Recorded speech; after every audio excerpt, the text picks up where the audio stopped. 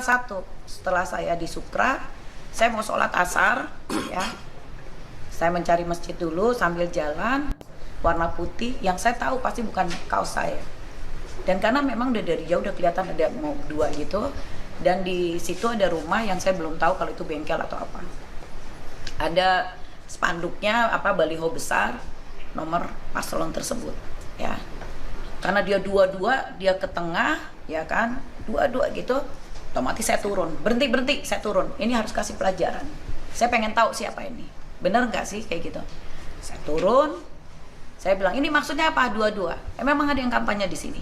Oh saya bilang, saya anaknya Dai Bahtiar. Kenapa? Ya memang satu, saya anaknya Dai Bahtiar. Yang kedua, saya juga bukan orang yang seenaknya.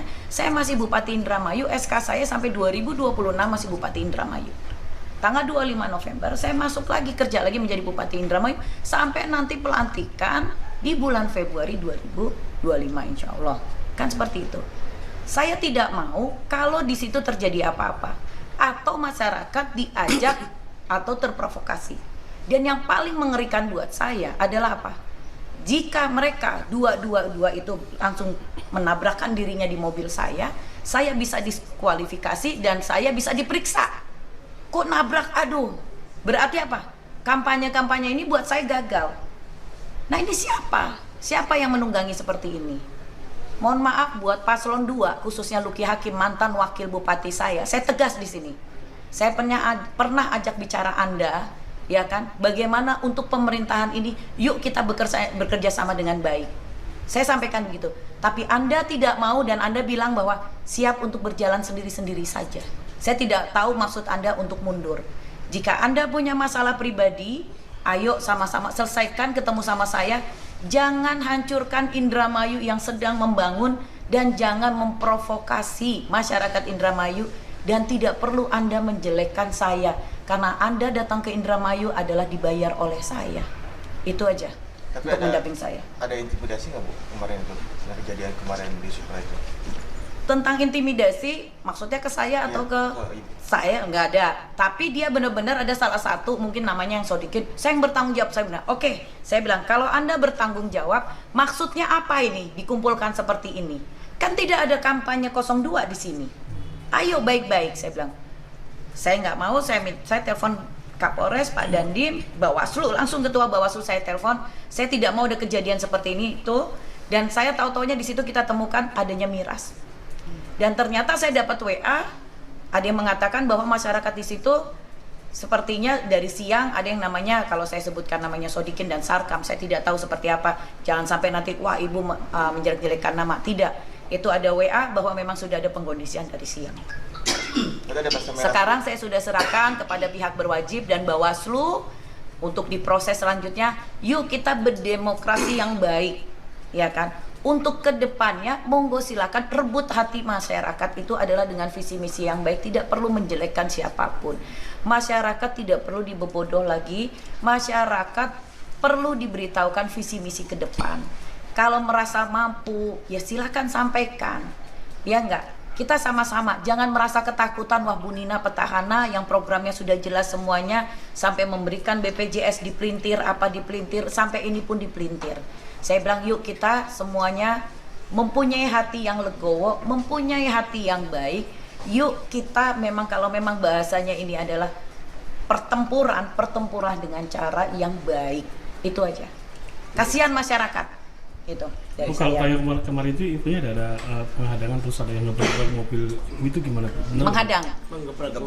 Mukul-mukul. Kalau saya jujur aja untuk menggebrak saya tidak tahu, tapi menggebrak motor tuh ada. Makanya saya kejarkan, maksud kamu apa nih? Saya bilang gitu. Jadi mungkin bahasa di mana ya, di videonya itu gebrak mobil ibu, gebrak mobil ibu. Nah, itu memang sebenarnya mungkin mau gebrak mobil saya, tapi karena orang itu panik, dia mungkin kaget ya kalau saya sampai turun. Kaget.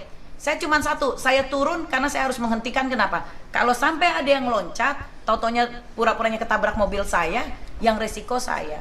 Tapi pada saat dia bilang gebrak mobil ibu, saya nggak dengar, tapi memang ada yang menggebrak motor gitu. Bangku ya, jok gitu. Itu aja sih. Saya mengklarifikasikan ini tidak ada maksud apa-apa. agar tidak diperintir orang yang memang benar-benar 02. Saya sebutkan 02. Memang 02 ini saya tidak tahu kenapa begitu sentimennya sama saya, ya kan? Kalau urusan pribadi tolong 02 tim sesnya biarkan Lucky yang bicara langsung dengan saya. Itu aja.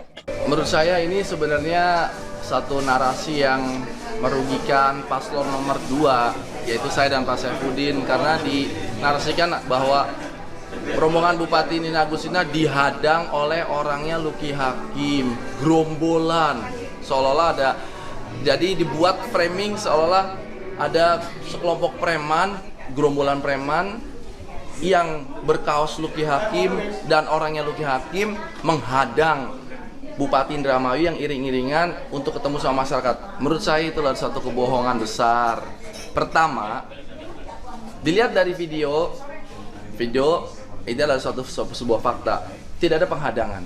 Tidak ada penghadangan. Yang namanya hadang itu adalah ada satu benda yang menghalangi, entah dibuat zigzag, dibuat naik, nanjak, turun, meletakkan sesuatu, atau menghalang-halangi dengan orang, ataupun benda, ataupun gambar. Ini tidak. Bisa terlihat bahwa patwal polisinya, kan Bupati Indramayu itu Nina Agustina kan dikawal oleh patwal. Patwalnya bisa berjalan dengan lancar, dan mobil Pajero warna hitam itu memang berhenti dengan sendirinya tanpa dihadang. Bisa terlihat. Jadi tidak ada penghadangan menurut saya. Lalu bicara bahwa itu adalah gerombolan, menurut saya pemilih Lucky Hakim itu bukan gerombolan, bukan gangster, bukan apa. Pemilih Lucky Hakim adalah masyarakat secara umum yang memiliki kesadaran ingin melakukan perubahan, ingin ganti bupati. Jadi itu keinginan luhur yang tidak mungkin bisa saya gerombolkan, saya bentuk kelompok gerombolan, tidak memungkinkan. Nah lagi pula ini suatu, menurut saya suatu skenario yang dibuat untuk melemahkan kehormatan paslon nomor 2 sampai dikriminalisasi menurut saya ya, karena dilaporkan ke polisi, akan saya laporkan ke polisi. Dan 3 kali saya mendengar Nina Agustina itu menyebut saya dihadang oleh orangnya Lucky Hakim. Ini Kapolres, Kapolsek, ini orangnya Lucky Hakim. Semua itu orangnya Lucky Hakim. Jadi ada satu hal yang dibuat itu seolah-olah perbuatan pidana atau persekusi, dan itu ditempelkan nama saya di situ. Padahal sebenarnya kalau masyarakat melihat videonya, terlihat bahwa sebenarnya yang lagi dipersekusi, yang lagi dibully adalah orang itu, satu orang dikeroyok oleh beberapa orang berbadan kekar, termasuk Bupati Indramayu, menuding-nuding, memaki-maki. Dan ini ada orang berbadan besar itu yang sampai ini Indramayu sama reang saja jadi kayak didorong-dorong. Sebenarnya yang lagi dibully itu adalah orang itu tuh, orang yang sedang diserang oleh kelompok baik. Itu adalah perundungan, pembulian secara verbal.